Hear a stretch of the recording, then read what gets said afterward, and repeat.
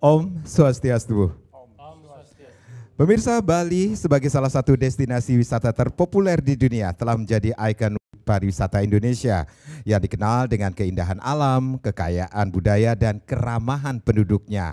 Bahkan digadang-gadang pada tahun 2045 pariwisata Bali diprediksi akan menghadapi berbagai peluang dan tantangan yang dipengaruhi oleh perubahan teknologi, sosial, lingkungan, dan ekonomi. Nah, 27 November 2024 nanti kita akan memilih pemimpin-pemimpin kita. Bagaimana jalannya atau pariwisata di tangan pemimpin Bali ke depan? Itu yang akan kita bahas di Talkshow Merah Putih kali ini. Tentunya sudah hadir beberapa narasumber yang akan kita ajak berbincang-bincang mengenai topik kita pada hari ini. Langsung saja saya sapa. Yang pertama ada Bapak Bagus Sudibyo. Beliau adalah Ketua DPD Asosiasi Wisata Agro Indonesia atau AWAI Bali. Om Swastiastu, Cik Bagus, sehat selalu nggih? Kemudian yang di tengah ada Bapak Ketut Wartayase SAG MAG. Beliau adalah seorang akademisi dari STA Empu Kuturan Singaraja sekaligus Paruman Walake PHDI Provinsi Bali. Om Swastiastu, Pak Ketut. Sehat selalu. Dan paling ujung siapa yang tidak kenal beliau adalah Bapak Wayan Puspanegara, Ketua Aliansi Pelaku Pariwisata Marginal Bali. Om Swastiastu, Pak Puspanegara. Sehat selalu nggih Bapak-bapak. Kita akan seperti di awal saya sempat mengatakan bahwa 27 November kita akan berpesta demokrasi, memilih pemimpin-pemimpin baru kita, baik itu gubernur, bupati, wali kota beserta wakil-wakilnya. Saya akan ke Bapak Bagus Dumun selaku Ketua DPD Asosiasi Wisata Agro Indonesia. Seperti apa sih sebenarnya pariwisata kita saat ini, Pak Bagus melihatnya? Iya, terima kasih Om Swastiastu. Kalau saya ditanya bagaimana pariwisata kita sekarang? Saya kira kalau dilihat dari segi kondisi kesehatan kunjungan pariwisata Bali itu sudah mengarah kepada normal. Dalam artian katakanlah kita lihat selama tahun 2020, 21, 22 karena ada COVID terjadi penurunan yang sangat drastis. Bahkan pada waktu itu terjadi lockdown, kita hampir tidak ada kunjungan pariwisata karena memang tidak diperkenankan. Sesudah itu beranjak 2023, nah sekarang masuk 2024, boleh dikatakan kita sudah nyaris normal, dalam artian sudah sama dengan kondisi tahun 2019 sebelum COVID. Kita syukuri dan kita harus pelihara dengan baik karena sekarang tantangan juga banyak, baik lokal maupun di luar. Nah, sehingga kita harus hati-hati di dalam memelihara pariwisata itu sendiri.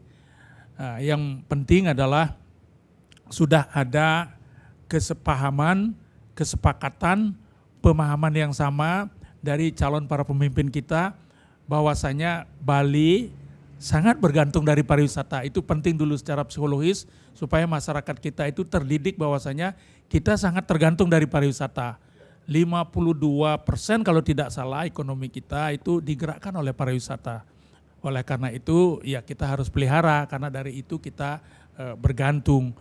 Dalam artian sekarang bagaimana cara kita lebih memanfaatkan pariwisata itu untuk tujuan hidup kita kan begitu ya. Ya, saya ke Pak Puspanegara. Bapak Puspa, berarti ada hal-hal yang perlu kita ketahui tentang tantangan. Seperti Pak Bagus mengatakan ini ada tantangan yang akan kita hadapi niki sendiri. Berarti ada juga permasalahan utama pariwisata saat ini. Seperti apa, Pak?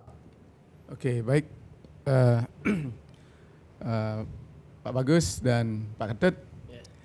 Yang pertama tentu kalau kita bicara tantangan, hampir tiada perkembangan dan pertumbuhan tanpa tantangan gitu ya. Jadi kalau kita bicara pariwisata Bali kita memang sekarang mengalami bukan hanya tantangan, justru kita juga mengalami ancaman yang luar biasa berkaitan dengan persoalan-persoalan prinsip dasar di sektor kepariwisataan yang perlu kita lebih fokus mencermati, kemudian melakukan langkah-langkah strategis karena kita pernah mengalami situasi. Tadi Pak Bagus jelas tadi menyatakan situasi kontingensi yang tidak pernah terpikirkan di dunia pariwisata itu di tahun 2020, 2021, 2022 kita mengalami pandemi COVID. Nah, kalau kita bicara pariwisata Bali, maka kita bicara dari perspektif kebijakan atau regulasi terlebih dahulu. Bahwa pariwisata Bali ini kan sudah firm. Kita memiliki peraturan daerah nomor 5 tahun 2020 tentang standar penyelenggaraan kepariwisataan budaya Bali. Jadi jelas sudah, pakemnya budaya kita adalah, pariwisata kita adalah berbasis budaya Bali, tidak ada yang lain.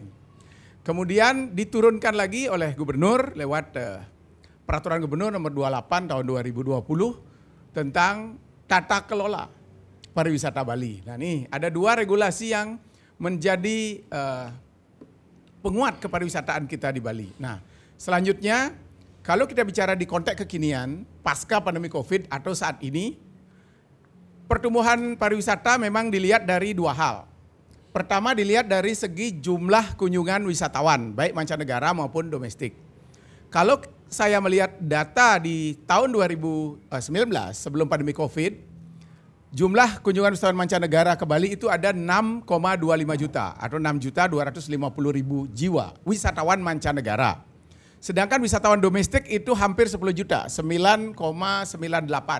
Artinya kalau kita total jumlah wisatawan sebelum pandemi COVID di Bali itu ada sudah 16 juta wisatawan memasuki Bali. Sementara kalau kita melihat carrying capacity Bali dengan luas wilayah Bali yang hanya 5.000 km persegi, jumlah penduduk yang 4,5 juta jiwa, itu wisatawannya sudah 4 kali lipat dari jumlah penduduk Bali. Ini kan persoalannya sekarang.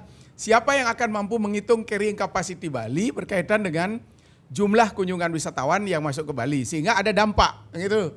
Dampak pertama secara empirik atau kasat mata yang kita lihat, pertama kemacetan, yang kedua keamanan dan kenyamanan, yang ketiga berkaitan dengan servis atau perilaku, yang keempat ya branding. Jadi saya memotret ada 4 tantangan pariwisata Bali yang harus menjadi fokus perhatian para pemegang kebijakan di Bali dalam upaya untuk kalau kita memang mau menjadikan pariwisata ini sustain atau berkelanjutan. Nah, 4 persoalan dasar itu atau saya kenal dengan istilah the principal problem for Bali tourism gitu ya. Yang pertama adalah persoalan infrastructure atau infrastruktur. Infrastruktur kita tampak tidak bertumbuh sementara kunjungan wisatawan naik. Berarti sudah dipastikan ketika infrastruktur tidak bertumbuh pasti ada persoalan mendasar. Pertama macet, yang kedua adalah tata ruang. Tata ruang dan matra ruang kita ya bisa kita lihat alih fungsi lahan sangat tinggi, kemudian juga bentuk, jenis, rupa, ragam bangunan juga tidak lagi mengakomodir budaya Bali. Kemudian banyak jalan kita yang karena Bali ini dulu kan tidak pernah didesain akan menjadi dunia pariwisata internasional seperti sekarang. Tidak pernah kita melihat blueprint tentang rencana induk pengembangan pariwisata Bali mau dibawa kemana. Yang ada adalah kita bicara separuh di hulu, separuh di hilir gitu. Nah, jadi di sektor infrastruktur kita bermasalah. Setelah macet, coba kita lihat tiang-tiang telepon, tiang listrik beranak, kabel-kabel bercucu. Ini siapa nih? Ini tantangan besar yang harus dilakukan oleh pemimpin Bali ke depan. Termasuk kalau kita bicara infrastruktur dan kalau kita ingin compare dengan negara tetangga saja, jangan jauh-jauh lah dengan Vietnam yang pariwisatanya sedang tumbuh sekarang. Di situ infrastruktur dirancang untuk berstandar namanya world class infrastructure. Sementara kita masih local class infrastructure.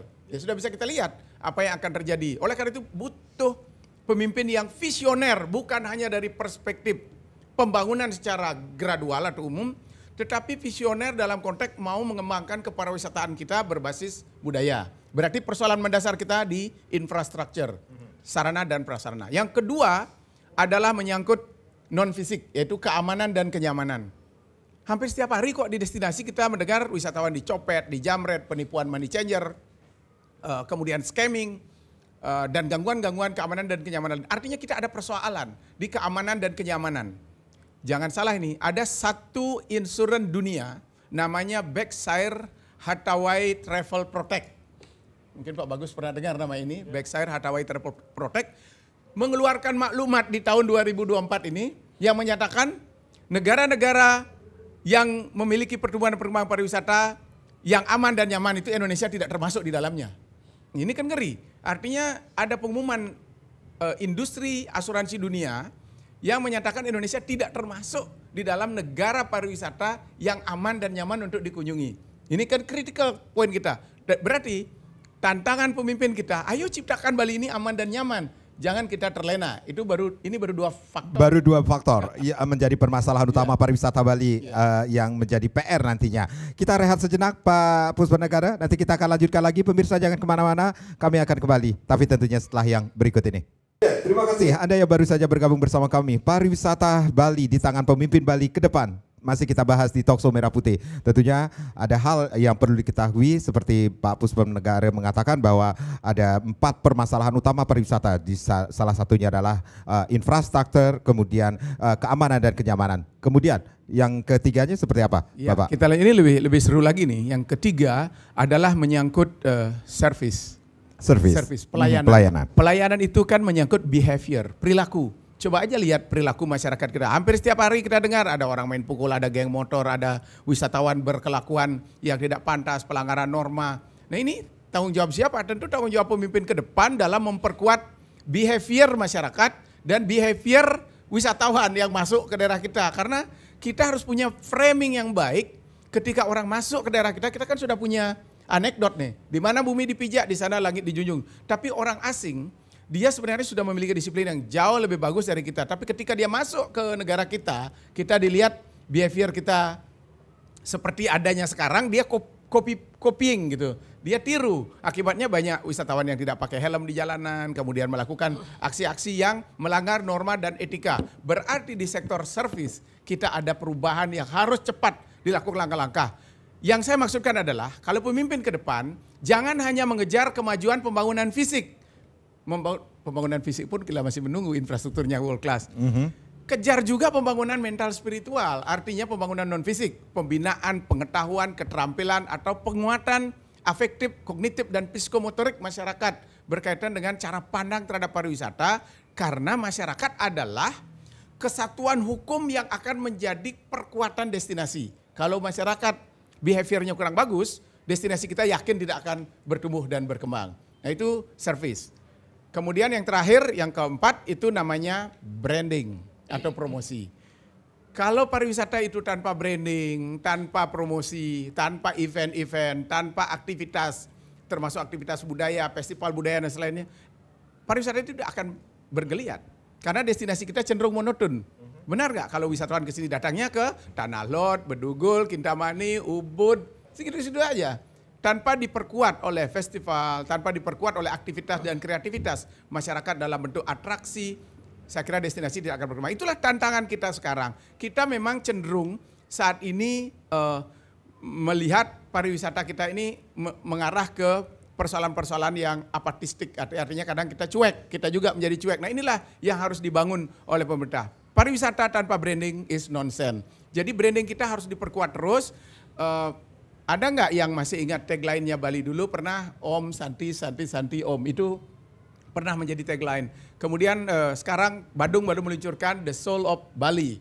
Indonesia punya Wonderful Indonesia. Tagline juga memegang peranan penting dalam posisi branding ini. Jadi yang saya ingin katakan bahwa pariwisata kita juga mengalami persoalan di sektor branding. Karena branding ini harus dilaksanakan secara stabil, periodik, dan berkelanjutan. Karena branding yang kuat itu dicirikan dengan setiap orang di seluruh dunia itu kenal dengan Bali gitu misalnya. Kan itu branding yang kuat. Nah ini yang perlu diperkuat. Nah dari branding inilah kita ingin melihat Bali, kita potretnya lagi dari branding ini. Kondisi Bali itu seperti apa? Ini saat ini pemerintah provinsi kan mengeluarkan kebijakan namanya Tourist Levy. Pungutan terhadap wisatawan yang besarnya 150.000, itu tujuannya untuk pemeliharaan budaya dan lingkungan. Nah berarti ada apa dengan budaya dan lingkungan kita? Berarti budaya dan lingkungan kita mengalami persoalan.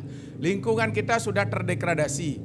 Kawasan-kawasan yang selama ini kita pandang LSD atau lahan sawah dilindungi juga tereduksi. Oleh karena itu perlu, nah ini pemimpin ke depan kita berharap yang pertama ya law enforcement diperkuat. Kemudian yang kedua memiliki visi yang visioner berkaitan dengan kepariwisataan dengan tetap tidak meninggalkan budaya Bali. Budaya Bali itu apa? Sesungguhnya budaya Bali yang sejati adalah budaya pertanian. Ketika pertanian ditinggalkan, disitulah budaya kita akan tergerus. Ketika budaya kita tergerus, ya dipastikan pariwisata kita tidak akan tumbuh dengan baik. Oleh karena itu pariwisata, budaya, pertanian, dan lingkungan harus menjadi kesatuan dalam memperkuat pariwisata berkelanjutan atau kita kenal dengan nama Sustainable Tourism Development. Ya, Pak Ketut, ada hal yang menarik sekali, permasalahan pariwisata yang berlebihan, kemudian degradasi lingkungan dan erosi budaya. Beberapa waktu lalu kita pun juga dikagetkan dengan berita yang sangat viral sekali ketika kita sedang melakukan kegiatan spiritual, ada hal-hal yang cukup menggelitik, mengganggu kegiatan tersebut. Nah, ini juga menjadi perhatian Bapak melihat dari tantangan dari sisi sosial budaya kita terhadap pariwisata Bali? Terima kasih Pak Karang, demikian juga pemirsa. Seperti pertanyaan Pak Karang dapat saya sampaikan sebagai berikut. Itu adalah sebuah tantangan yang nyata, bahkan telah terwujud, bahkan membuat masyarakat Bali karena sudah di-pure di media sosial, berarti dikonsumsi oleh publik. Akhirnya masyarakat yang di Bali cukup terkejut melihat situasi yang terjadi sebagaimana pemirsa juga tonton yang ada di Pantai Brawo. Itu pun setelah kita lihat mereview yang dari awal itu, sesungguhnya pariwisata yang berwawasan budaya sebagaimana dikatakan oleh saudara saya tadi, nuansanya di Bali, untuk menjaga keharmonisan itu perlu dijaga. Terus yang kedua yang amat perlu itu membangun komunikasi dan koordinasi. Selanjutnya yang ketiga, di sana ada Bisamo Kesucian Pura. Bisamo Kesucian Pura itu adalah produk dari PHDI, itu yang dibuat pada tanggal 25 Januari tahun 1994. Itu ada kawasan-kawasan, ada tempat-tempat yang harus dilindungi dan tidak dilanggar. Seperti misalnya kita ngomongan Bisamo tentang Kesucian Pura, ada di sana jaraknya Apaneleng Agung, yaitu ada Apaneleng Alit, ada Apanyengker. Kalau pura yang bersifat itu adalah Sad Kayangan 5 km lah jaraknya, ada bangunan dan lain sebagainya termasuk akomodasi. Sedangkan kalau pura yang dan kayangan 5 km. Selanjutnya ada yang disebut dengan nama Apanyengker, Apanimpuk, itu adalah untuk pura Kayangan 3. Tapi yang ada di Pantai Brawo ini beda. Sekalipun begitu di bagian umum Bisamo disebutkan pantai itu adalah merupakan kawasan suci. Di samping kawasan suci itu adalah fasilitas untuk umum untuk lalu lintas. Kita kembali kepada aturan tata ruang nomor 2 tahun 2003. Sebelum peraturan ini ada di Bali, kawasan suci seperti sempadan pantai itu dari dulu telah dipakai kegiatan prosesi upacara upakara di Bali. Diperkuat lagi dengan peraturan daerah nomor 2 tahun 2023 dalam rencana tata ruang yang berlaku sampai tahun 2043 di pasal 1 bab 1 nomor 48 ada disebutkan sempadan pantai. Kalau saya terjemahkan, di sempadan pantai itu adalah merupakan kawasan suci, itu adalah untuk umum. Baik. Pak Bagus, berarti apa yang sudah dikonsepkan saat ini untuk pariwisata atau konsep pariwisata yang saya bisa bacakan, ada ekowisata, kemudian diversifikasi destinasi, pemanfaatan teknologi dan kolaborasi yang kuat dengan berbagai pihak, itu juga berpengaruh terhadap pariwisata berkelanjutan nantinya. Ya, kita harus pahami, kita sudah sepakat bahwasanya pariwisata kita di Bali ini sudah dikonsepkan sebagai pariwisata budaya. Jadi pariwisata yang menjunjung tinggi budaya lokal setempat. Sesudah itu yang kedua, kita sudah melakukan semacam analisa, pandangan, pendapat, oleh karena secara geografi luas Bali itu hanya 5.650 km persegi. Penduduknya tadi sudah dibilang sekitar 4,5 juta, ditambah kunjungan wisatawannya, katakanlah, nah ini juga perlu kita ketahui supaya jangan kita berpikir tatkala kita mengira bahwasanya ada sekitar 16 juta wisatawan datang ke Bali, itu kan tidak 16 juta sekaligus. Yeah. Itu harus dibagi 365 hari, itu ditambah lagi length of stay, artinya lama tinggalnya berapa, ditambah lagi sekarang kapasitas terpasang hotel-hotel di Bali, katakan demikian, ada 150.000 yang dihuni katakanlah oleh 2 orang dalam satu kamar, katakanlah tingkat hunian rata-rata mereka itu adalah 50%, maka akan ada umpamanya sekitar 200.000 wisatawan setiap hari secara konstan. Bukan 16.000. Supaya kita tahu. Jadi 4,5 juta berbanding 200.000 itu baru kurang lebih 5%. 5% wisatawan yang tinggal atau yang secara stabil ada di Bali dari jumlah penduduk. Nah, supaya jangan kita seolah-olah mencari kambing hitam nanti. Kalau ada sesuatu terjadi di Bali karena pariwisata, kemacetan karena pariwisata. Enggak, kemacetan ya karena kita. Baik. Kita jumlahnya 4,5 juta, wisatawannya 200.000 secara stabil. Bukan 16 juta. 16 juta dalam 1 tahun. Tetapi mereka tinggal di sini kan ada yang 2 malam, 3 malam, maksimum 1 minggu. Kan begitu. Nah jadi ini supaya jangan kita melemparkan persoalan itu kepada orang lain. Kita harus mencari solusi. Nah yang nomor 2, setujukah kita pariwisata ini kita harus pelihara? Karena ini yang menghidupi kita, ini yang maaf saja sekarang yang menjadi tempat bergantungnya kehidupan masyarakat kita. Tatkala kita umpamanya mempunyai alternatif, sampaikan. Saya punya alternatif yang lebih baik daripada kita seolah-olah mendatangkan pariwisata. Apa itu? Apakah kita harus bertani? Ayo mari sama-sama, enggak apa-apa juga kan. Tetapi apakah itu realistis? Idealis iya. Tapi realkah itu? Saya kira juga tidak. Nah sehingga sekarang apapun kekurangan-kekurangan kita, itu harus kita pikirkan, duduk bersama, jangan blaming each other, istilahnya saling menyalahkan, tetapi mari kita duduk carikan solusi. Kira-kira apa? Kan begitu ya? Nah sehingga nantinya apa yang disampaikan oleh Pak Puspo, sustainable tourism development for the sake of the future of the Balinese, umpamanya begitu ya. Ayo mari kita lakukan itu, tetapi benar-benar dengan hati yang jernih, dengan perasaan yang tenang, tidak saling menyalahkan tetapi mencari solusi. Baik. Mencari solusi. Solusi itu yang terpenting. Ya. Kita akan kembali tapi tentunya setelah yang berikut ini. Ya, bagaimana pariwisata di tangan pemimpin Bali ke depan? Masih kita bahas di Talkshow Merah Putih tentunya. Pak Bagus, kembali lagi, berarti ada peluang besar untuk mengubah landscape pariwisata kita nantinya ke depan di tangan pemimpin-pemimpin kita di ke depan? Landscape pariwisata kita itu bergantung dari satu, pemahaman kita secara holistik tentang pariwisata. What do you understand about tourism? Itu apa yang Anda mengerti tentang pariwisata? Nomor 2, into which direction you are going to bring your tourism? Ke arah mana kita mau mengembangkan pariwisata itu? What do you understand about tourism dengan culture, ya? Pariwisata dengan budaya, pariwisata dengan masyarakat lokal, pariwisata dengan agriculture, dan sebagainya. Itu kalau kita bisa carikan link and match-nya, dia akan menjadi sustainable tourism development for the sake of the future of the Balinese people and the culture. Begitu.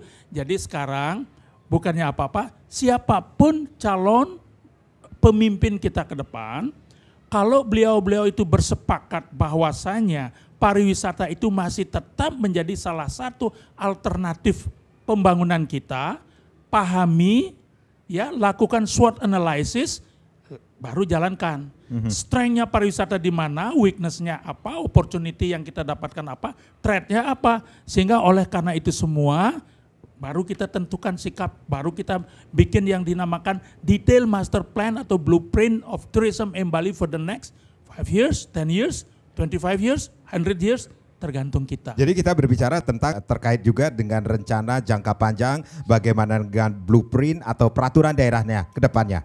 Benar.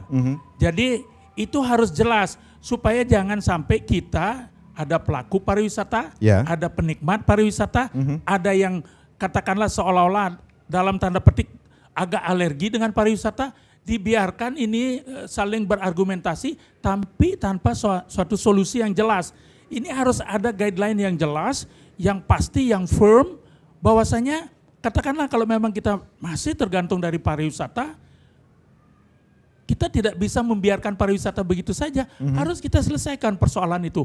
Kalau kita sudah tidak butuh pariwisata, carikan alternatif, mungkin lebih baik Baik. Nah, kalau itu memang lebih baik, oke, lupakan pariwisata, kita mau jadi apa, kan gitu ya? Ya, Pak Boswa Negara, berarti ada peluang pariwisata Bali ke depan ini kalau kita berbicara tentang pengembangan dan solusi pariwisata ke depan di tengah sejumlah tantangan global saat ini. Ya, menjadi menarik emang. Ya. Jadi kita satu, Pak Bagus adalah pionirnya pariwisata kita juga di Bali gitu ya.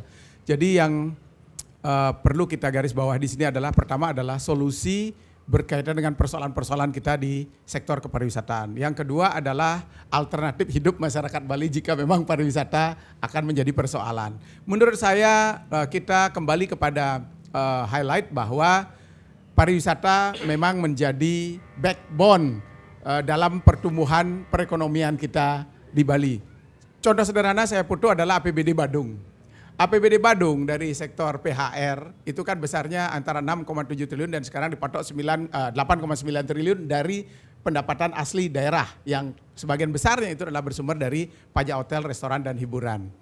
Kalau sampai pariwisata tidak di maintenance kan itu, ini akan menjadi persoalan besar dan bisa terjadi tsunami di APBD Kabupaten Badung dan juga Provinsi Bali. Nah, oleh karena itu kita mendorong pertama adalah pemimpin ke depan menyiapkan tambahan regulasi yang bisa memproteksi.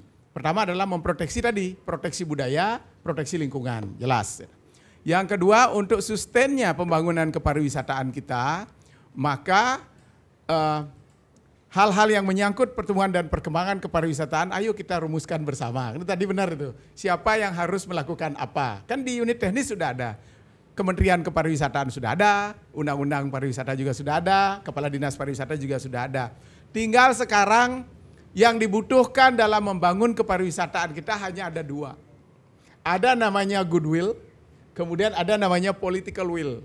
Kalau udah ada ini, niat baik untuk memutuskan dan memberikan kebijakan kepada sektor pariwisata, saya kira tidak akan menjadi persoalan. Yang dibutuhkan sekarang benar-benar ada niat baik atau goodwill dalam memajukan kepariwisataan kita di Bali. Nah, kalau kita bicara solusi, saya kira ini adalah tanggung jawab kita bersama. Benar apa yang dikatakan oleh Pak Bagus tadi, setiap pertumbuhan dan perkembangan kepariwisataan dari dimanapun segmennya, maka analisis SWOT itu menjadi penting. Apakah dia masih ada opportunity-nya, apakah terancam atau ada ancaman, dan seterusnya. Nah, jadi dari perspektif kami, yang penting sekarang adalah kita bisa fokus mengembangkan kepariwisataan berbasis budaya Bali sesuai dengan regulasi yang sudah kita punya. Dan nah tadi kan Pak Ketut menyampaikan ada beberapa friksi atau kasus lah gitu ya terhadap penyelenggaraan kepariwisataan kita, di mana budaya kita sepertinya ya mengalami pelecehan gitulah bahasanya. Dan inilah yang menjadi tantangan pemimpin, bahwa pemimpin kan menjadi eksekutor atau melaksanakan regulasi, ya tegakkan ada beberapa hal yang harus dilakukan dengan serius. Yang pertama law enforcement, jadi penegakan aturan dilaksanakan dengan baik, kemudian diikuti dengan supervisi, monitoring dan evaluasi. Selanjutnya yaitu ada niat baik untuk bisa mengkolaborasikan pariwisata kita ini tidak hanya melihat pariwisata gitu. Yang saya maksud nih, pariwisata kita ini berbasis budaya. Ingat sekali lagi, budaya Bali ini bersumber dari budaya pertanian. Tidak ada pertanian, tidak ada budaya. Oleh karena itu, pertanian pun harus diberikan maintenance yang seimbang dengan pariwisata. Pak Bagus adalah pelaku pariwisata dan juga pelaku pertanian. Nah, jadi saya sebenarnya memberikan critical point yang tajam berkaitan dengan perhatian pemerintah terhadap sektor pertanian gitu. Yang kita harap perhatian ini harusnya balance, karena sejauh ini kita kan mendengar anekdot nih. Petani menjadi monumen hidup. Pernah dengar nggak itu? Petani membajak sawah, dipoto oleh wisatawan, tapi tidak ada nilai apapun yang dinikmati oleh petani kita. Petani merawat alam, dia menjaga alam, demi alam ini tetap tumbuh, dia rawat, ada tanaman yang baik yang bisa tumbuh. Pernah nggak kita kasih reward tentang hal itu? Saya kira tidak. Petani menghasilkan produksi bahan pangan, oke, itu kita hargai, yang paling kasat mata. Dua hal ini yang diproduksi oleh petani yang belum pernah kita hargai. Menjaga ekologi dan juga menjaga budaya. Oleh karena itu, kalau kita ingin pariwisata kita tetap sustain, maka harus ada insentif yang bisa berikan kepada petani dan pertanian kita. Karena dengan begitu lingkungan alam kita bisa terawat, karena dirawat oleh petani, produksi pangan kita bisa terjaga, budaya kita bisa masih kuat. Berarti kepariwisataan kita bisa berkelanjutan. Ya, Pak Ketut, berarti ada hal yang perlu dilakukan nanti pemimpin-pemimpin Bali kita ke depannya yang kita ketahui dengan visi dan misinya termasuk dengan sektor pariwisatanya. Tentunya banyak harapan agar pariwisata Bali yang sejak lama dikenal dengan sebagai destinasi wisata budaya dan alam yang harmonis ini tetap terjaga. Komitmen dalam menyelesaikan tantangan ini? Saya harapkan untuk pemimpin Bali yang ke depan siapapun, sebagaimana dikatakan oleh Bapak Bagus, termasuk juga teman saya dari Pak Pusponegara, saya sepakat. Jadi di Bali itu adalah memang kehidupan pariwisata adalah bagus, masyarakat juga masih banyak bergantung penghasilannya ke pariwisata termasuk dampaknya. Jadi saya harapkan komitmennya di depan dijaga kearifan lokal itu. Dijaga kearifan lokal. Nomor 2, aturan itu tegas. Yang nomor 3, kalau aturan itu sudah dipandang menimbulkan reaksi oleh masyarakat di lokal bahwa itu ada apa, itu perlu ditinjau, diulang kembali. Tidak perlulah harus dilanjutkan demi keberlangsungannya di Bali gitu, demi keberlangsungannya.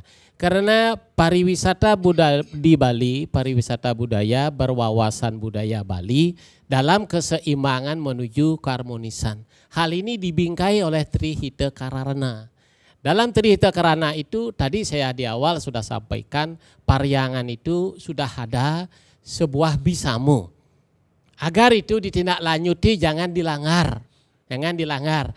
Apalagi itu sudah dibuat dalam peraturan tata ruang lagi. Itu sudah tidak perlu lagi itu dilanggar. Nomor 2, kalau menyangkut masalah pawongan orang. Saya tidak masuk kepada instansi lain. Hati-hati, amat sangat yang punya tugas kewenangan di bidang tenaga kerja di bidang itu betul-betul lah. Jangan sampai kita di rumah kita sendiri sulit mencari kerja, justru orang lain apakah dia mencari kerja ke sini, apakah dia lancong ke sini, apakah dia peneliti ke sini, apakah dia mahasiswa, kita kan tidak tahu. Terus yang ketiga, pelemahan. Pelemahan ini kita perlu harmonis dengan lingkungan. Kalau lingkungannya di masyarakat akar rumput paling bawah, sudah merasa tidak nyaman, anak-anaknya merasa tidak nyaman, keluarganya juga tidak nyaman, masyarakatnya juga tidak nyaman, perlu dikaji hal ini. Nah, kalau ketiga hal itu dilaksanakan, saya yakin apa yang dikatakan oleh Pak Bagus dan Bapak Pusponegara, karena beliau pemerhati pariwisata berdua bahkan di DPR, saya yakin hal itu bisa terwujud. Sekali lagi saya titip, jaga kearifan lokal, pariwisata Bali, pariwisata budaya yang mengandalkan tadi dikatakan oleh saudara saya dari pertanian. Karena masyarakat kita masih bersifat masyarakat agraris, kalau sudah langsung masuk ke pariwisata, ke jasa lainnya, tanpa dibekali SDM yang bagus, sebagaimana teorinya K. Sanderson, akan terjadi perubahan yang pertama, infrastruktur sosial. Karena teknologi. Suka tidak suka, mau tidak mau perubahan karena teknologi itu cepat sekali. Jangan salahkan masyarakat yang Mesir. Baik. Karena dunianya. Yang kedua, perubahan karena ekologi, lingkungan. Kalau lingkungan ini kita tidak bisa empirisme dengan lingkungan, di mana tanah dipijak, langit dijunjung, rasanya juga tidak nyaman. Di sini akan terjadi arogansi kapitalisme. Kita nanti akan hancur masyarakat. Selanjutnya yang ketiga, kalau penduduk. Kalau kita lihat penduduk kita semakin bertambah, tentunya lapangan kerja semakin bertambah. Dengan datangnya orang-orang asing, apakah dia lancong atau bagaimana? Siapa punya kewenangan ini? Dan yang terakhir, yang tidak kalah pentingnya, teori yang terakhir itu supra-sosiologis, perubahannya sosiokultural. Kalau agamanya tetap dia Hindu, tapi di prakteknya ada perasaan ngeri dan takut seperti saya ungkapkan tadi. Bagaimana kalau kita di posisi itu? Baik. Bagaimana? Secara umum masalah ekonomi. Siapa tidak ingin ekonomi yang bagus, tapi dibekali dengan sikap. Karena dalam global itu tidak ada pendidikan sikap. Yang ada itu hanya di keluarga. Kalau setiap hari sudah melakukan, maaf, musik yang keras-keras, dance yang keras-keras, bagaimana masyarakat kita tidak akan seperti di rumahnya sendiri gitu. Baik, baik. Pak Bagus, berarti ada PR bagi pemimpin kita ke depannya untuk menjawab peluang dan tantangan yang tentunya nantinya khususnya di pariwisata ini sendiri yang akan terjadi perubahan baik itu di teknologi, sosial, lingkungan, dan ekonomi untuk mewujudkan pariwisata berkualitas di Pulau Dewata ini. Seperti apa? Iya, saya ingin menyampaikan satu pepatah ya. Tatkala buruk muka, jangan cermin dibelah. Kalau kita memang belum siap, belum sempurna, belum baik amat di dalam mengelola pariwisata, maka mari kita belajar mengelola pariwisata dengan lebih baik. Jangan pariwisatanya yang dimusuhi, tapi kekurangan dan kebodohan kita itu, maaf saja, yang harus kita perbaiki. Itu yang harus kita sempurnakan. Sehingga dengan demikian, maka kita bisa hidup dalam harmoni, kan begitu ya. Nah ini yang saya pikir penting, pemimpin ke depan, kalau toh memang sudah kita bersepakat bahwasanya pariwisata ini merupakan tools, jembatan untuk kita mencapai katakanlah keseimbangan hidup, kesempurnaan hidup, tujuan hidup, ya. Ya pakai ini jembatan ini dengan sebaik-baiknya, yaitu jembatan pariwisata. Tapi itu bukan tujuan. Kan tujuan kita itu katakanlah untuk mencapai tujuan hidup yang sesuai dengan filosofi kita, yaitu Trihita Karana, kan gitu ya. Nah ini yang paling penting. Jadi jangan jembatannya yang disalahkan, cara pemakaiannya yang harus benar. Bagaimana kita memakai jembatan yang benar? Katakanlah kalau konkret saja, memakai jembatan kekuatannya 100 ton dijejali dengan 1000 ton ya tentu akan ambruk. Baik. Kan begitu ya. Nah jadi ini saya melihat bapak-bapak ke depan siapapun yang akan terpilih, dipilih oleh rakyat itu pahami dengan benar bahwasanya pariwisata adalah salah satu tools atau alat yang kita pakai untuk mencapai tujuan kita. Tolong dipahami dengan baik. Sekali lagi bahasa kerennya, lakukan SWOT analysis, strength-nya di mana, ya kekuatannya, kelemahannya kita baru saja bicarakan, ya, opportunity, kesempatan ke depan yang kita masih bisa, umpamanya apakah itu lewat quality tourism, kan gitu ya, threat-nya itu tantangan-tantangannya juga apa, pahami dan benar-benar lakukan itu dengan benar. Baik. Harus ada teamwork yang bekerja untuk itu, sehingga nantinya kalau terpilih sudah langsung roadmap-nya jelas, master plan-nya jelas, blueprint-nya jelas. Kita tinggal mengeksekusi saja. Baik, baik. Mengutip pernyataan Pak Bagus, mengelola pariwisata dengan baik dan bijak itu yang perlu dilakukan pemimpin Bali ke depan tentunya. Terima kasih Bapak-bapak. Saya Madi Sekundar Karang. Terima kasih. Kita berjumpa lagi di lain kesempatan. Om Santi Santi Santi Om.